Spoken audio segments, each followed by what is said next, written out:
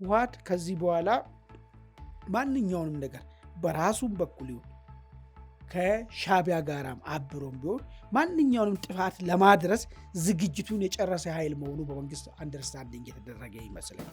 ወልቃይትን ከተቆጣጠረ ደግሞ ቀላል አንድምታ የለው። በኢትዮጵያና ኤርትራ፣ ኢትዮጵያና ሱዳን መካከል ቁልፍ የሚባል የኮሪደር ቦታ ነው ወልቃይት። ስለዚህ ቀጠናዊ ነገሮቹ በዛው ልክ ሊመሰቃቀሉ ስለሚችሉ የፌዴራል መንግስት ገፍቶ ወደ ትግራይ ሊቀጥል ይችላል ወይስ ደግሞ ሲመጣበት ብቻ እየተከላከለ ይቆያል? በህወሓት በኩል ግን ከነዚህ አራ መሬቶች ላይ የማረኳቸው ልጆችን ይዞ በትግራይ ከተሞች እያዞረ ባንዳን ይሁት እኔና የተቀጣ አይን ነገር በሚመስል መንገድ የትግራይ ወጣቶች ለዚህ አራ ኃይል ድጋፍ እንዳይሰጡ እንዳይቀላቀሏቸው የለመዱት ባንዳ የሚለውን ነገር ስያሜ አሰጥቶ የማዋረድ ተግባርን እየፈጸሙ ነው ያሉት። ገዱ ግን እዚህ ያሉት መልእክት አለ። ሄጃለሁ ይሄ ሄድኩት ግን የሚሉት አንደኛው ወያኔን ተባብረን መተናል እንኳን ደስ አለ ለኤርትራው ፕሬዝዳንት ኢሳያስ አፈወርቂ።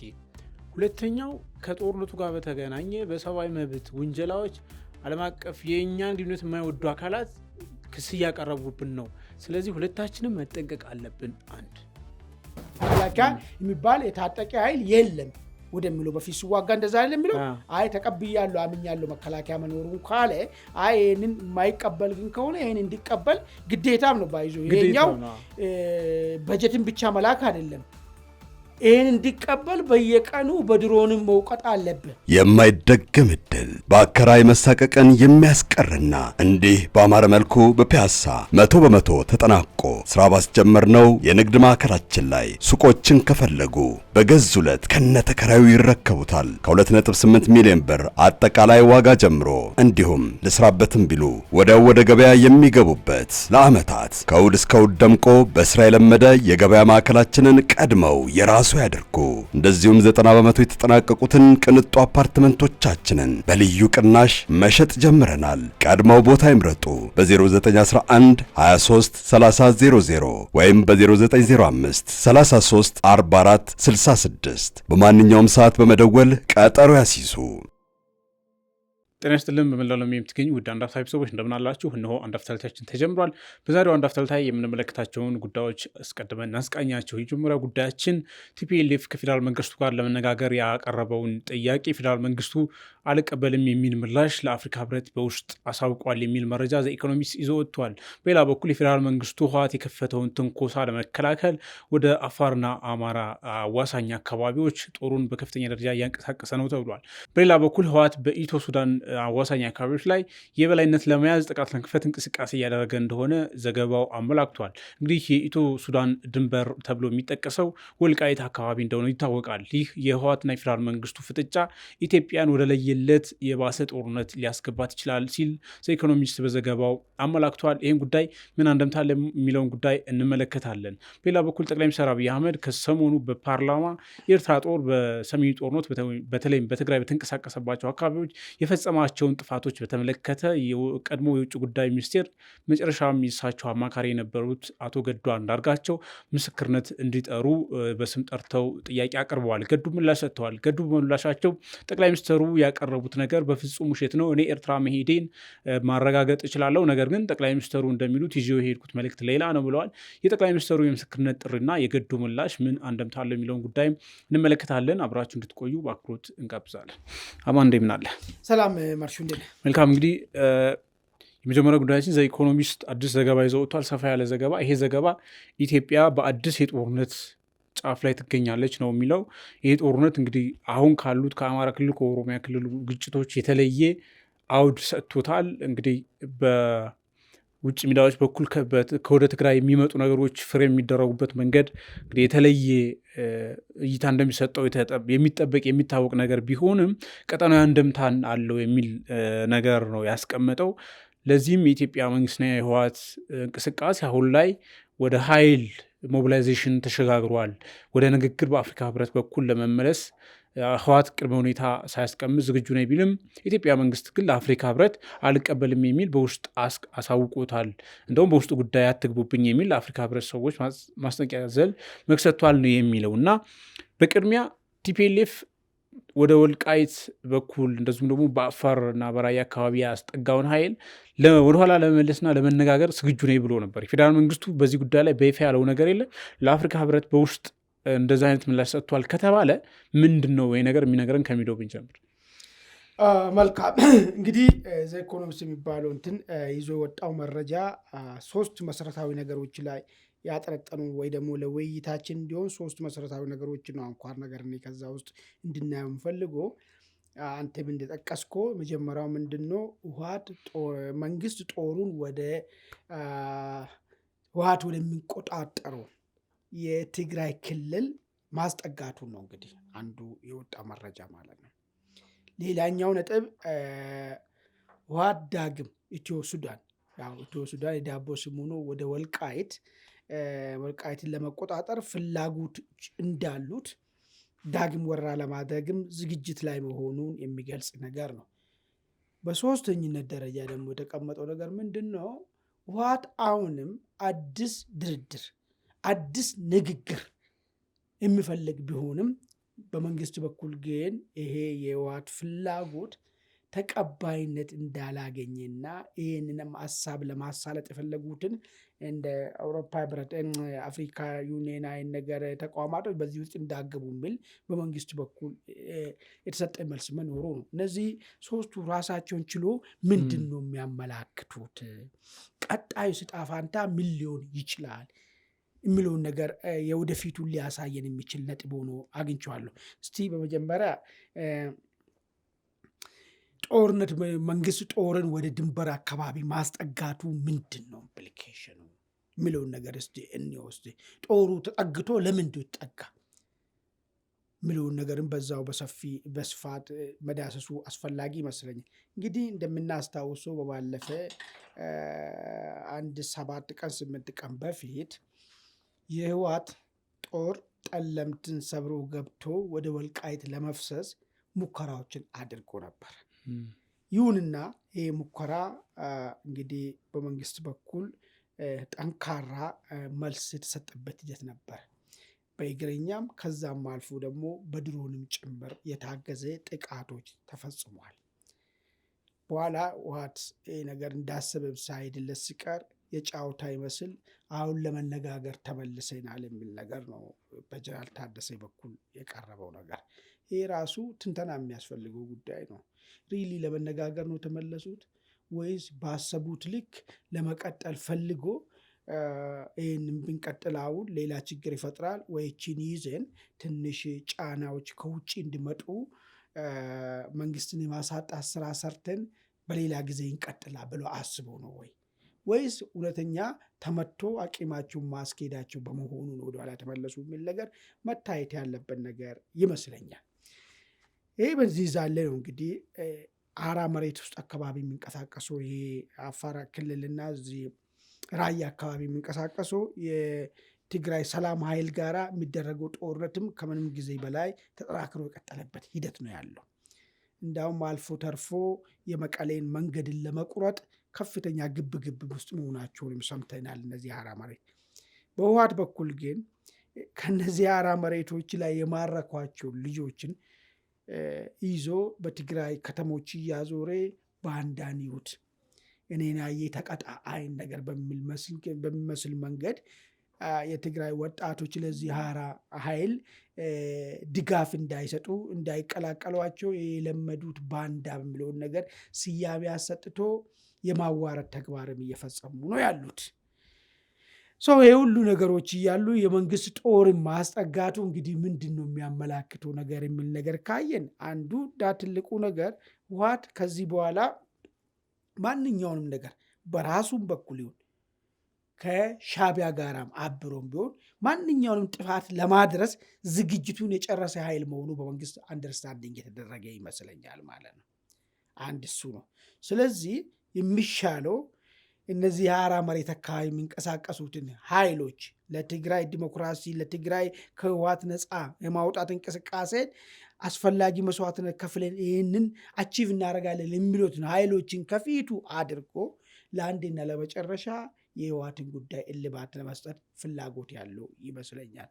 እንዴት ነው እልባት የሚሰጠው የሚለውን ነገር ምናልባት ከህወሓት ጋር በመዋጋት ነው እልባትን ለመስጠት የሚታሰበው ወይስ ህወሓትን አተማምኖ ስንቅና ትጥቅን እሰጥሃለሁ ብሎ ከውጭ ጋራም በእኔ በኩል አገናኛለሁ የሚለውን የሻዕቢያ ኃይል ጋራ አስፈላጊውን ነገር በማድረግ የህወሓትን እዚህ ጋር እንዲኮሰምን የማድረግ ስትራቴጂ ነው ወይስ ቀጥታ ከህወሓት ጋር ጦርነት ይደረጋል የሚለው ነገር በእኔ በኩል በእኔ እይታ ነው የማየው። የዚህ ጦር ወደ ትግራይ ክልል መጠጋቱ እኔ በዋነኝነት ከህወሓት ጋር ብቻ አይመስለኝም። በዋነኝነት በጀርባ ያለውን ይሄ እንደ ማንም ባለቤት እንደሌለው ቤት በጀርባ በኩል ማንኛውን ኢትዮጵያ ጠላቶችን አምጥቶ እያጋለቡት ያሉትን ቦታ ለአንዴና ለመጨረሻ በመከላከያ ቁጥጥር ስር የማድረግ ስትራቴጂ የሚፈልግ ይመስለኛል ማለት ነው። ኢኮኖሚስት የሚያነሳው ነገር ሪጂናል አንድምታ አለው ነው የሚለው። ይህ ነገር እንግዲህ ቋፍ ላይ ደርሷል ይላል።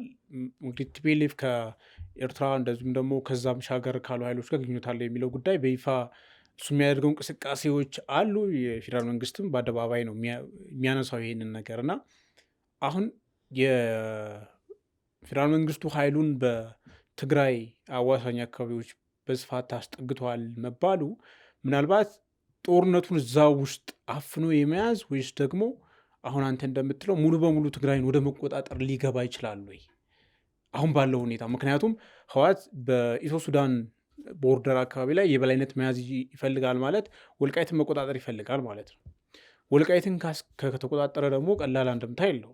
በኢትዮጵያና ኤርትራ፣ ኢትዮጵያና ሱዳን መካከል ቁልፍ የሚባል የኮሪደር ቦታ ነው ወልቃይት። ስለዚህ ቀጠናዊ ነገሮቹ በዛው ልክ ሊመሰቃቀሉ ስለሚችሉ የፌዴራል መንግስት ገፍቶ ወደ ትግራይ ሊቀጥል ይችላል ወይ ወይስ ደግሞ ሲመጣበት ብቻ እየተከላከለ ይቆያል ወይ?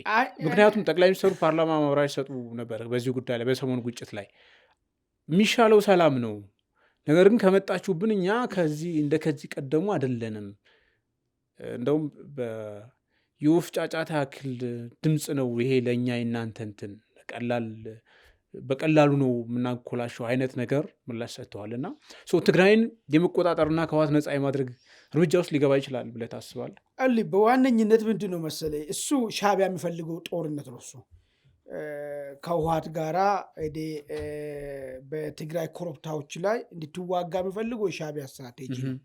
ነገር ግን እኔ እንደሚገባኝ ከሆነ ዋናው ህወሓትን እንትን ለማድረግ ባለበት ቦታ ላይ ደርቆ እንዲቀር ለማድረግ ዋነኛው ነገር ያለውን ቦታዎችን ኢትዮጵያና ኤርትራን የሚያዋስኑ ቦታዎችን በመከላከያ ቁጥጥር ስር ማዋሉ የመጀመሪያ ነው። እንዴት ጥሩ ነገር ነው። ምን መከላከያ እኮ ግዛቱ ነው።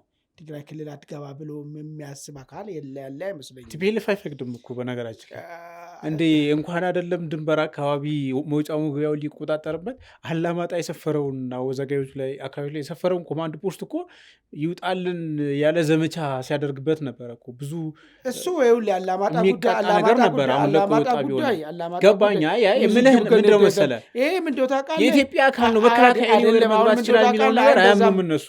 ቆይ አይ እንደዛማ ከሆነ በጣም ጥሩ ነው። ወዴት እንመለሳለን መሰለህ ጨዋትም ድርድርም ምንም በሌለበት ቅድመ ፕሪቶሪያ አንድ መከላከያ አለ የሚለውን ነገር ተቀብያለሁ ያለውን ነገር ማለት ነው እሱን እንዳልተቀበለና በጉልበት ይህን እንዲቀበል ወደ ማድረጉ ሂደት ነው የምንገባ ማለት ነው። አንድ ነጥብ እሱ የሚሆነው መከላከያ የሚባል የታጠቀ ኃይል የለም ወደሚለው በፊት ሲዋጋ እንደዛ አይደል የሚለው አይ ተቀብያለሁ አምኛለሁ መከላከያ መኖሩን ካለ አይ ይሄንን የማይቀበል ግን ከሆነ ይሄን እንዲቀበል ግዴታም ነው ባይዞ ይሄኛው በጀትን ብቻ መላክ አይደለም ይሄን እንዲቀበል በየቀኑ በድሮንም መውቀጥ አለብህ ግዴታ ነው። ይሄን እንዲቀበል ይሄንን የኢትዮጵያ ድንበር የሚቆጣጠር መከላከያ ነው ብሎ ነው ፈርሞ መጣ። ይሄንን ድንበር በመርህ ደረጃ ልክ እኮ ነው ግን በተግባር ግን እንዳይገባ በጣም ከፍተኛ እንትን ነው ታውቃለህ።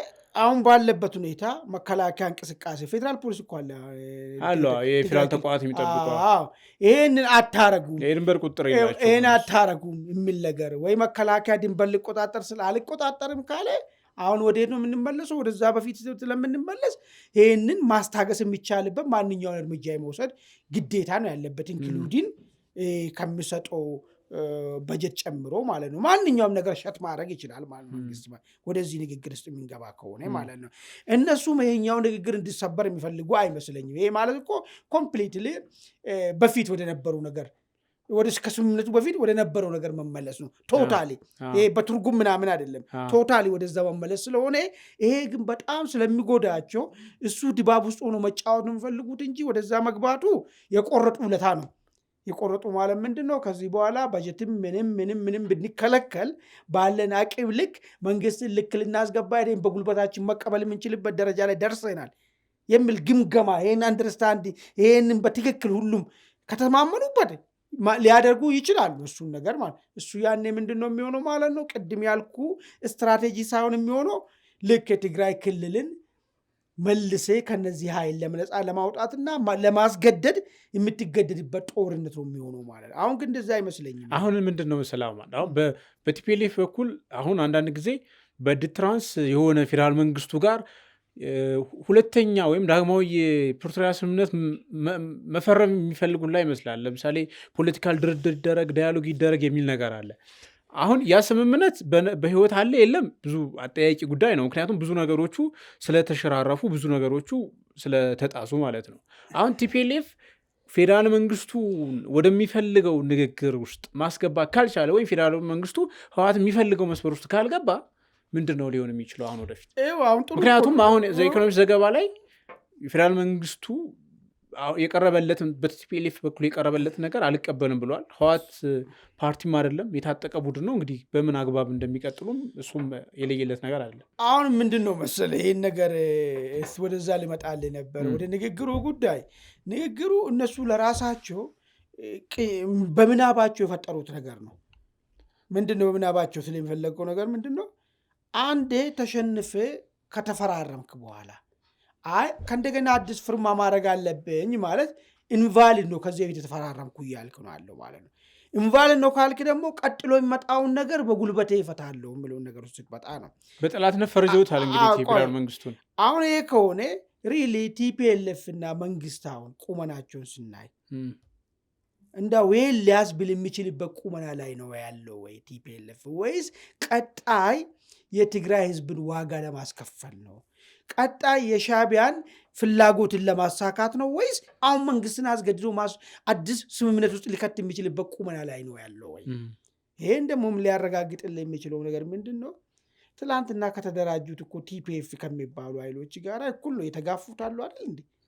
እኩል እየተዋጋ ነው ያለው። መንግስት ግን መንግስት ነው። መንግስት ድሮንም የታጠቀ ነው። መንግስት ሚሳኤልም የታጠቀ ነው። መንግስት በቂ የሰው ኃይልም ያለው ነው። እሱም ብቻ አይደለም ደግሞ ዛሬ የጠቀምክ እንደፈለክ የምትሆነውን ነገር ሪሶርስ እየሰጠ ያለ መንግስት ነው። ያቋርጣል እሱንም መንግስት ስለሆነ ማለት ነው። ይህን ሁሉ ነገሮች ውስጥ ስንገባ አሁን የሚደራደሩበት ሩም አለ ወይ? ስታስገድድ እኮ የምትደራደረው እኮ ውዴታ ምናምን እኮ አይደለም። መንግስትን አዲስ ድርድር ውስጥ ለመክተት መንግስትን እጅ መጠምዘዝ መቻል የሚችልበት ጉልበት ሊኖር ይገባል ወይ? አሳዩ እሱን ነገር አውጥቶ ማለት ነው። አሁን ያለው ግን ሪያሊቲ እሱን አሳይም። ቲፒኤፍ ጋር እኩል ነው የተዋጉ ያሉት። መንግስት ቢመጣ መንግስት በሙሉ አቅም ቢመጣ ምንድን ነው ሊሆን የሚችለው የሚለውን ነገር እነሱ ይረዱ ነው አንዱ ነገር።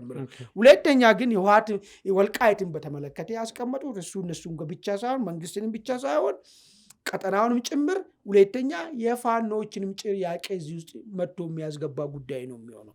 ምንድን ነው አሉ በዋይት እንደ ብላክ እዚህ ኢኮኖሚስት ላይ ወደ ኢትዮ ሱዳን ቦርደር መውጣት ይፈልጋሉ የሚል ነገር ማለት በሌላ አነጋገር ምንድን ነው ወልቃይት የሚባለውን ቦታ መልሶ በራሳቸው ቁጥጥር ስር ሊያስገቡ ይፈልጋሉ። ይህም በተደጋጋሚ ነው የተናገሩ ያሉት። ወልቃይትን የግዛታችን አንድነት እናስመልሳለን፣ አሁንም በድርድር የማሰጡን ከሆነ በጉልበት እናስመልሳለን ብሎ ጀነራል ታደሰ ጭምር ነው የተናገሩ አይደለ? ይህን ነገር ማለት ኦኬ ሪሊ ወልቃይት አንዱ የአማራ ጥያቄ አካል ነው ብሎ የሚያምነው ፋኖ ባለፈ ወረራ ባካሄዱ ወልቃይቶች ላይ ጠለምት ላይ ወረራ ሲያካሂዱ ህወሓቶች መዋጋት ሌላ ጉዳይ ነው፣ አለመዋጋት ሌላ ጉዳይ ነው። ነገር ግን ይህን ድርጊትን የአማራን ጥቅም ይነካል ወይስ አይነካም ብሎ ለምን አቋም አልያዘም ነው የመጀመሪያ ደረጃ መታየት ያለበት ነገር ማለት። አለመዋጋት አገር የሚያስተዳድር መንግስት ነው፣ አያገባኝም እኔ ስለ ወልቃይት አልዋጋም ማለትም ይችላል። ነገር ግን በወልቃይትን ዳግም ወደ ባርነት ለመመለስ የሚደረገውን እንቅስቃሴ ዝም ብሎ ለምን አየ? አሁን ነገም እነዚህ ሰዎች ፍላጎታችን ብሎ ያስቀመጡትን ነገር ወልቃይትን ሄዶ ተሳክቶላችሁ በጉልበት ክራሽ ቢያደርጉትና እኛ አማራንን ያሉትን ሰዎችን ትግራዋን ናቸው ቢያደርጓቸው ፋኖ ለአማራ ታገላሉ የሚለው ምንድን ነው የሚኖረው አቋም? በሚዲያ ላይ ጭቅጭቅ ነው የሚኖረው። መሳሪያ ይዣሉ ለአማራ ጥቅም ነው ወጣው እያልክ አማራን የሚያጠፋ እንቅስቃሴ እያየ ኢቨን እንኳን አንድም ነገር የማተነፍስ ከሆነ አንተ ራስህ ከህወሓት ፍላጎት ውጭ ለአማራ ፍላጎት ይቆማሉ የምትልበት ምን ግራው እንዳለ ተብሎ ለሚቀርበው ክርክር መልስ የማይኖራቸው ነገር ነው ማለት ነው። ህወሓቶችስ ራሳቸው ደግሞ ከአማራ ጋር ጥምዶ ነው ያልከው፣ ጽምዶ ለቲፒኤልኤፎች ናቸው። ከታች ደግሞ አዲስ ነገር እንፈጥራለን ሲሉም ስለነበሩ ፈጥረ የተነስተ የአማራን ጥያቄ አማራ ህዝብ ወደ ባርነት የሚከት ከሆነ ይህን አሜን ብሎ የሚቀበለው ዳግማዊ ብአዴን ነው ወይ? ምን ለየው ከባዕዴንነት ምን ለየው? ብአዴንን ሲሳደብ የሚውለው ክላሽ የያዘ ሰው ነገር ግን በተግባር የብአዴንን ተግባር የሚፈጽም ከሆነ ብአዴን የሚለው ያኔን በወያኔ ዘመን መሬቱን አሳልፈው የሚሰጠው ማለት ነው። ዛሬ እንኳን ያው ብልጽግና ውስጥ ያሉት እንሟሟታለን፣ እንወድቃለን፣ እንጠፋለን እንጂ አንሰጥም የሚል ነው እዛ ያለውና አቶ አሸቴ ማለት ነው። ስለዚህ በምን ተለየ የሚል ጥያቄ እንድታነሳ። ስለዚህ የወልቃይት ጉዳይ ፋኖንም ያመጣል፣ ሱዳንንም በዚህ ጨዋታ ውስጥ ያመጣል። ይህ እንዲህ እንዳለ ደግሞ ኢትዮጵያ ድንበር ላይ ጥቃትም ተደርገዋል በሱዳን ውስጥ ማለት። ስለዚህ የቀጠናዊ መልክ ሊያስይዝ የሚችልበት ሁኔታ አለ። ግን ጥቅል ስታይ ሪሊ ቲፒኤልኤፍ ለዚህ ፊት ነው ወይ? አሁን ባለበት ሁኔታ ደርምሶ መጥቶ እዛ ጋር የሚደርስበት ሁኔታ ይኖራል ወይ ካልክ እኔ አይመስለኝም ነው። እንግዲህ የወልቃይት ጉዳይ ካነሳማ በእርግጥም እንዳልከው ቀላል ነገር አይደለም። በዛ በኩል በኤርትራም በሱዳንም ብዙ እጆች ወይም ደግሞ ፍላጎቶች ያሉበት በጣም ወሳኝ ስትራቴጂክ ቦታ ነው። በዚህ በፋኖ በኩል ካየው፣ በፌዴራል መንግስቱ በኩል ካየው፣ በትግራይም በኩል በውስጥ በራሳችን እንኳን በፍትጊያ ውስጥ ባሉ ኃይሎች በኩልም ካየው ሁሉም የራሱ ኢንተረስት አለው። ይሄን ሁላ ኢንተረስት ዙሪያ ገባውን የሚያኮበኩበት ወልቃይት ላይ ደግሞ የግጭቱ ዋና አስኳል ሆኖ ወደፊት መምጣቱን ስትመለከት እንግዲህ አደጋው ከፍ ያለ እንደሆነ ከወዲሁ መገመት ይቻላል። ከፋኖ ታጣቂዎች ጋር በተገናኘ እንግዲህ የቱ ጋር ነው የሚቆሙት የሚለው ጉዳይ አሁንም አጣብቂኝ የሚነሳባቸው ጉዳይ ነው። በራሳቸው ደጋፊዎች በብዙ መንገድ ሲነሳ እንመለከታለን። በአንድም በሌላ የቱ ጋር ነው የቆሙት የሚለውን ነገር ድፋይን ማድረግ አለባቸው፣ ግልጽ ማድረግ አለባቸው። አንዱ ኮዛችን ነው ስለሚሉ የሚል ነገር ይነሳል። አሁን እስካሁን ድረስ ባለው ምንም ያሉት ነገር የለም። ምናልባት ገፍቶ ቢመጣ ምን አይነት አሰላለፍ ሊኖር ይችላል ታስባል? ወልቃይትን ቲፒኤልኤፍ ለመቆጣጠር ሱዳን ኃይል አለው፣ አርሚ ሰባ የሚባል ከጀነራል አልቡርሃን ጋር እንደዚሁ እጅና ጓንት ነው። እዛ ጋር ኤርትራም እንደዚሁ ለአርሚ ሰባ በዛ በኩል ድጋፍ ያደርጋል። ሶስቱ ኃይሎች መገናኛ ቁልፍ ቦታቸው ነው። ቲፒኤልኤፍ እና ኤርትራ መንግስት በዚህኛው ድንበር በኩል ይገናኛሉ። ግን የሶስትዮሽ ቅንጅትም እየፈጠሩ ነው እዛ ሱዳን ውስጥ ድንበር ላይ ስለሚባል እንደ አይነት ነገሮች ከመጡ እንግዲህ የእኛን የውስጥ ኃይሎችንም ጨምሮ ቀጠናዊ ያሉት ኃይሎች ምን አይነት አሰላለፍ ሊኖሩ ይችላል? በአጭር እንግዲህ በጣም ጥሩ ጥያቄ ነው። ምንድን ነው ምናልባት እንበል ገፍቶ ቢመጡ ነው። ገፍቶ ግን የሚመጡት ልክ እኔ አሁን በሚገባኝ ቋንቋ ማለት ነው ልክ በሁለተኛ ዓለም ጦርነት ጊዜ የሂትለር ሰራዊቶች ገፍቶ ሄዱ እስከ ሳይቤሪያ ድረስ ማለት ነው፣ እስከ ራሻ እንትን ድረስ ማለት ሸፍጥ። ግን እዛ ውስጥ ቀልጦ ነው የቀሩ በረዶ ውስጥ። ለምንድን ነው ቀልጦ የቀሩት ብትል ያ ሆስታይል ኢንቫይሮንመንት ነው።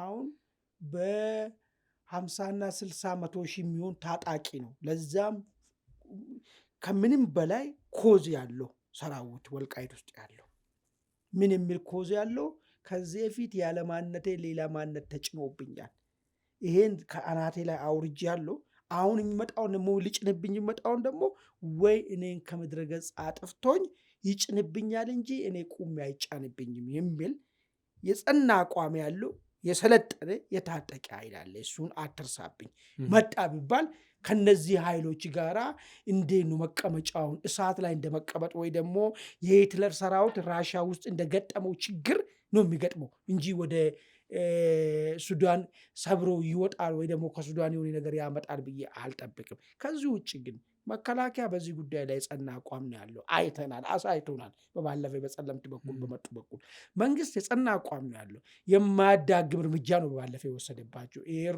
ይሄን እንትን ይፈቅዳል ወይ? ይሄን መከላከያ ሰብሮ ሊመጣ የሚችልበት እንትን አላቸው ወይ ካልክ ይሄም ሊሆን የሚችል ነገር አይመስለኝም። ከዛ ውጭ ምናልባት ይህን ሁሉ አልፎ ቢሄዱ በሱዳን በኩል ያለ አልቡራን እየተመታ ያለውም እኮ መጨረሻ ላይ እኮ ገፍቶ እኮ ጦሩንም ጭምር ይዞ ወደዚህ ሊመጣ የሚችልበት አጋጣሚዎች ይኖራሉ። የአልቡራን ኃይል ማለት ነው። እነ ግብፅም በዚህ አጋጣሚ ያላቸው የሌላቸውን ነገር ኢትዮጵያን ለማተራመስ አምቶ ሊያስገቡ ይችላሉ። ግን እኔ ፋኖ ራሷም ሰሞኑን አንድ የሆነ አርበኛ ነው ምንድን ነው የሚባለው አንድ የሆነ የእነሱ ሚዲያ ላይ ነው ያየሁት። በወልቃይት ሚሊሻ ላይ ጥቃት ፈጸምን የሚለው ማለት ነው። አይተናል።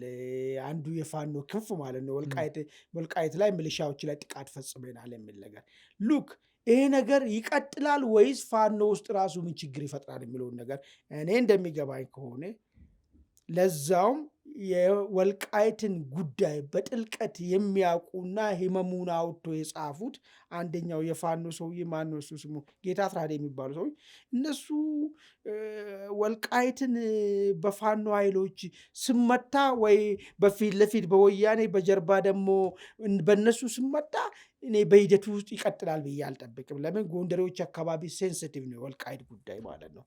ይህም ሌላ ችግር ሌላ መከፋፈል ሊፈጥር ይችላል እነሱ መካከል ብዬ ነው የማስበው ነገር ማለት የተወሰነው ቡድን ከተከዜ ስቡና ከመከላከያ ጋር ሆኖ ይሄንን ውርደትን ሊቀለብስ የሚሄድበት ሁኔታ ይፈጠራል።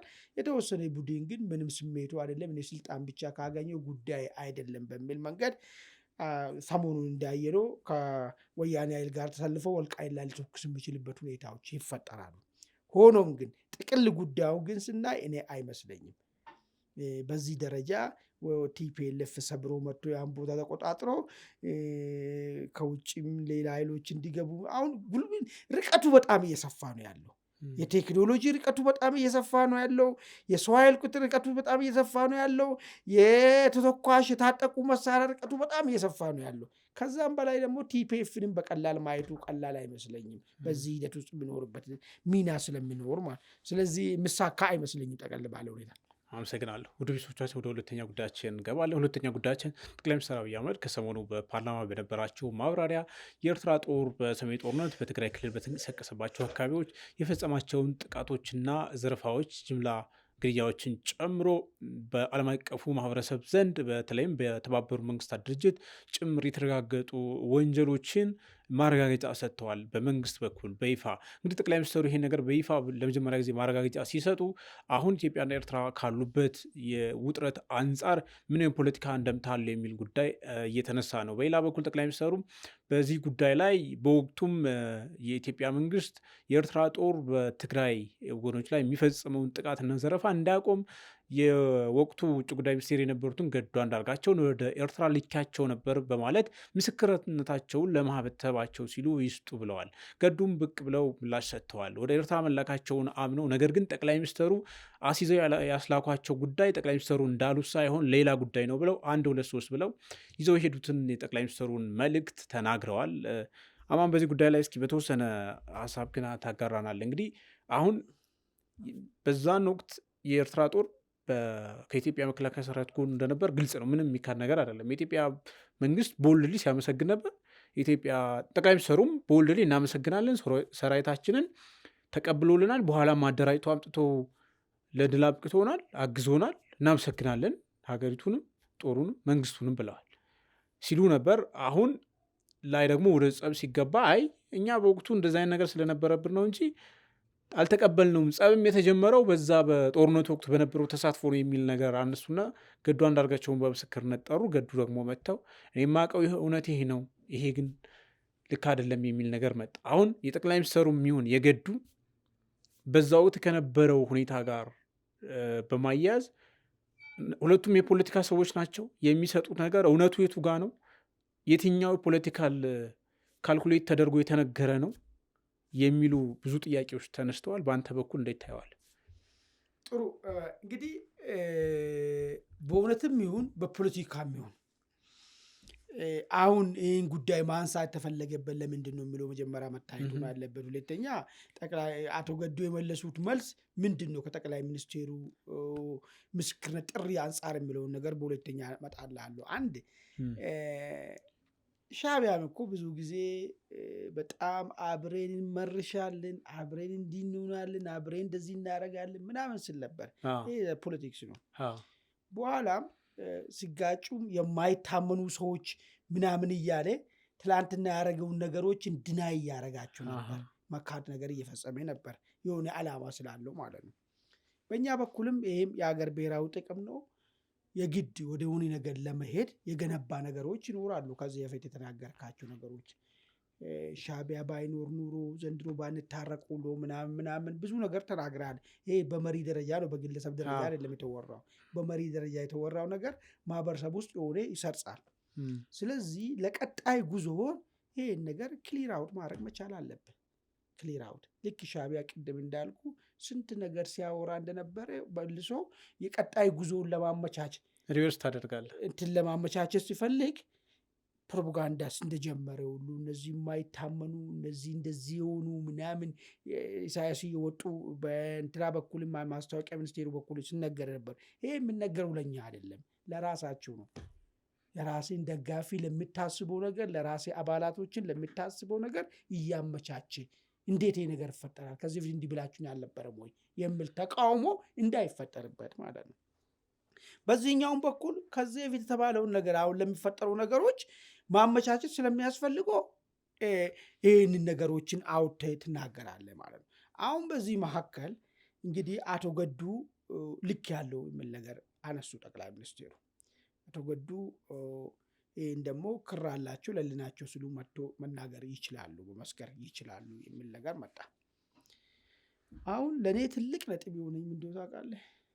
ምንም አቶ ገዱም ምንም በእንደዚያ ጉዳይ በተያያዘ ምንም ነገር ወደ ውጭ አልተላኩም ብሎ ጭቅጭቅ ይነሳ ነበር ማለት ነው። ጭቅጭቅ ይነሳ ነበር። ምንም ዝም ብሎ ተፈጥሮ የተቀመጠ ነገር ቢሆን ወይ ደግሞ አቶ ገዱ ተልኮም አይ እኔ አልልኩም ብሎ ብክዱ ተልኮም አልልኩም ወይ ደግሞ ጠቅላይ ሚኒስትሩ ሳይልኳቸው ልኬ ነበር የሚለውን ነገር ተፈጥሮ ቢወራ ኑሮ ጭቅጭቅ ይፈጠር ነበር። አሁን ግን ለእኔ በጣም ክሊር የሆነው ወደንም ጠላንም ማመን ያለብን ጉዳይ በወቅቱ ስለሚደረገው ነገር ለሻዕቢያ ኖ የማለት ነገር ታይቷል ማለት ነው። ይህን ደግሞ የሚያረጋግጥልኝ አቶ ገዱ መሄዳቸውን፣ ሁለተኛ ነገር ይሄ እዚህ አካባቢ አሁን ሰብአዊነት ላይ የሚፈጸመው ነገር ለሌላ ችግር በኋላ መዘዝ ያመጣብናል፣ ተው እሱም በለው አቁሙ በለው ስለ ጉዳዩ ተወርቶ ነበር ማለት ነው በሰዓቱ ማለት ነው። ገዱ ግን ይሄ ያሉት መልእክት አለ። ሄጃለሁ ይሄ ሄድኩት ግን የሚሉት አንደኛው ወያኔን ተባብረን መተናል እንኳን ደስ አለህ ለኤርትራው ፕሬዝዳንት ኢሳያስ አፈወርቂ። ሁለተኛው ከጦርነቱ ጋር በተገናኘ በሰብአዊ መብት ውንጀላዎች ዓለም አቀፍ የእኛን ግንኙነት የማይወዱ አካላት ክስ እያቀረቡብን ነው፣ ስለዚህ ሁለታችንም መጠንቀቅ አለብን አንድ የሚል ነው ብለዋል። ቆይ